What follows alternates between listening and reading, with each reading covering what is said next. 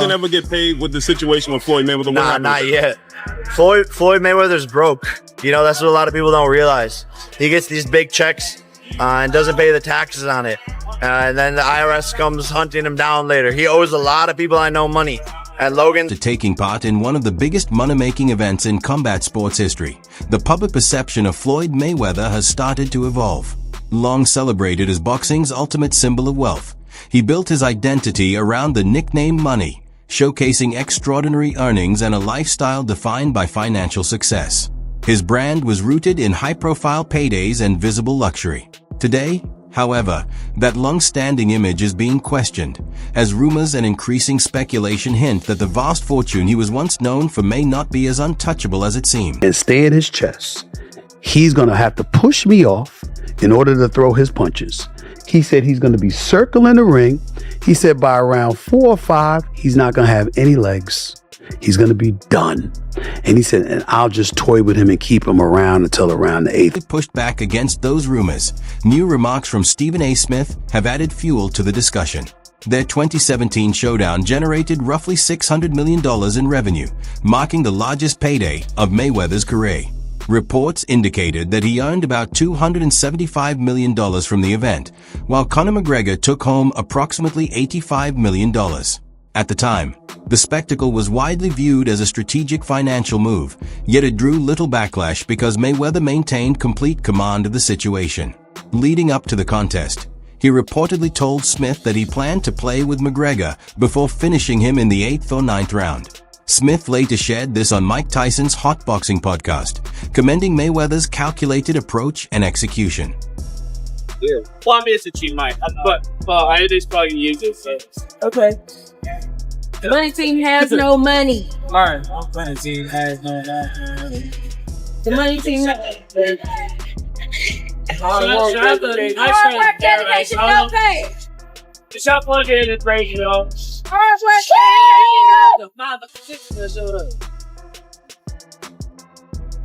work, Didn't leave it there. Over the years, he has maintained a strong relationship with Floyd, even sitting down with him in past interviews focused on his immense wealth. But with Mayweather now retired and circumstances shifting, Smith has begun to question the long-standing image of limitless riches and unshakable financial stability. The shift in conversation isn't based solely on speculation. It's tied to observable actions, documented filings, and reported conflicts involving his team, all of which paint a different picture than the one publicly projected. In February 2025, reports surfaced claiming that several members of Mayweather's staff threatened to stop working due to unpaid salaries. Money made all day. You know, right here, a light million. Over there, counting up another million over there. Walk with me, ladies and gentlemen. Let me take you into my life.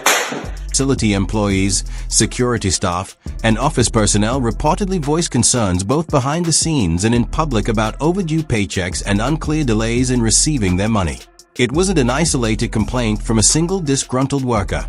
Individuals from multiple areas within Mayweather's organization were said to be raising the same issue. The timing drew additional attention, as these reports surfaced shortly after Floyd spent more than $1 million on a luxury suite for the Super Bowl in Las Vegas. For someone who earned over $1 billion throughout his career, allegations of difficulty compensating close team members sparked serious questions, particularly for a figure whose image has long centered on being the biggest spender in any setting. For example, I mean, Floyd doesn't even know his opponent's name, so are you holding him accountable to that? Floyd should still be fighting people that, you know, he at least people that know that his opponent's name and stuff. Are you saying the same thing? Hold on.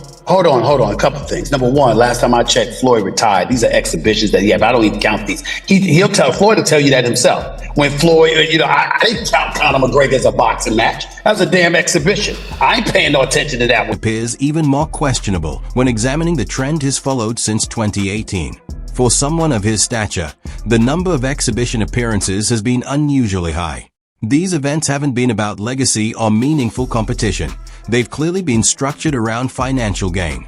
He has shared the ring with Japanese kickboxers, online creators, social media personalities, and relatively unknown opponents in places like Dubai and London.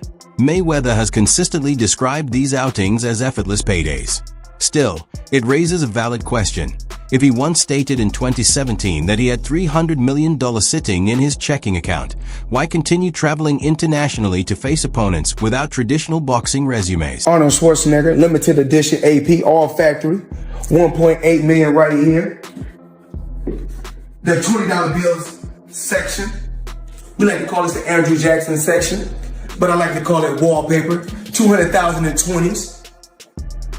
I heard in the song you can get the biggest Chanel bag in the store if you want it. Well, it's the biggest Chanel bag in the world. I got this bag from Karl Lagerfeld. In the boxing world have started to piece together a broader picture.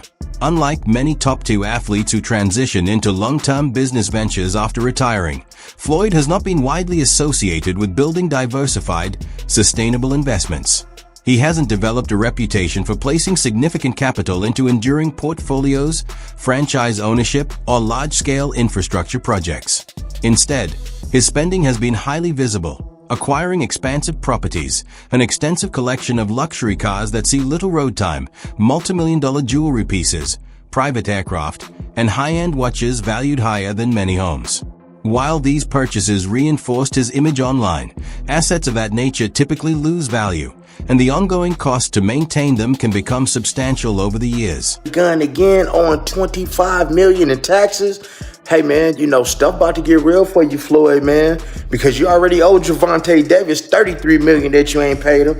Do anybody find this strange that your boy Floyd is on all the IRS money, on Dubai money, on Gervonta Davis money, but yet we have all this stuff, all that flash that y'all see, but y'all realize, man, Floyd drew attention after stating that he had paid $18 million to the IRS in taxes. The comment was intended to reinforce the idea that he was still generating substantial income, but it also highlighted a different reality.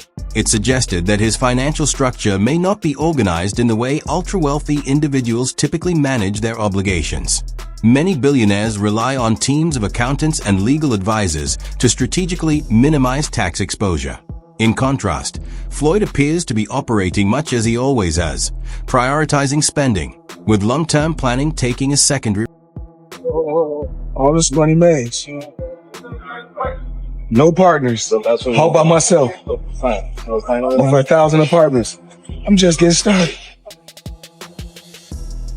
Even more complicated in early 2025 when Floyd publicly stated that he had put money into a $42 million skyscraper development in Manhattan. Headlines quickly amplified the announcement. However, once property filings were examined, his name did not appear on official ownership or principal stakeholder documents. Sources within the real estate sector indicated that, at most, he may have held a small, non-controlling interest in the project. Despite that, the investment was presented publicly in a way that suggested full ownership of the building. Like, I totally disagree with you if you think that's a good look. I get what you're saying. I completely get it. Dude, he's one of the greatest of all time. He never lost. He's 50-0. So he's going to do that for a bag, for clout. A large fan base that knows Logan Paul. Involvement aligns with the persona Floyd has built over the years, but the reaction today is far less celebratory. Instead of admiration, there's growing skepticism about whether the image is being sustained for appearances alone. When constant references to wealth are paired with increasingly dramatic displays to reinforce it, the perception can shift from self-assuredness to something more strained. Lately, his approach to exhibition bouts has also seemed less structured, with matchups announced and arranged with minimal promotion or build-up. Wears million-dollar watches to casual dinners, but the hustle behind the scenes has intensified. He's pushing his Mayweather boxing plus fitness franchise. In March 2025, Floyd lined up a last-minute bout in Paris against an unranked French influencer. The event saw virtually no marketing or promotional effort. He showed up just 2 days before the fight, made very limited media appearances, and left the city the morning after. According to sources familiar with the situation, he insisted on receiving his payment in cash before stepping into the ring. Actions like this often point to immediate financial pressures rather than long-term planning. Just another ordinary day, chilling in an EWV Rolls Royce. For those that don't know what an EWV is, that's an extended wheelbase Rolls Royce. I need the leg. I know I ain't that tall, about 5'8.5". Some days 5'9", but it is what it is. Chilling, sitting right here. Floyd hasn't curtailed his high-profile lifestyle. He continues to travel by private jet, carries enormous sums of cash daily, and wears million-dollar timepieces even to casual outings. Behind the scenes, however, the pressure appears to be mounting. He's reportedly pushing his Mayweather Boxing Plus Fitness brand harder than ever, pressuring franchise owners to open new locations and purchase extra merchandise packages. Some franchisees have voiced frustration, feeling exploited as revenue sources to sustain the brand's lavish image, while receiving little operational support from Floyd's team. Additionally, sources close to his inner circle suggest that he has borrowed heavily against assets, including Las Vegas properties and luxury vehicles, to maintain cash flow.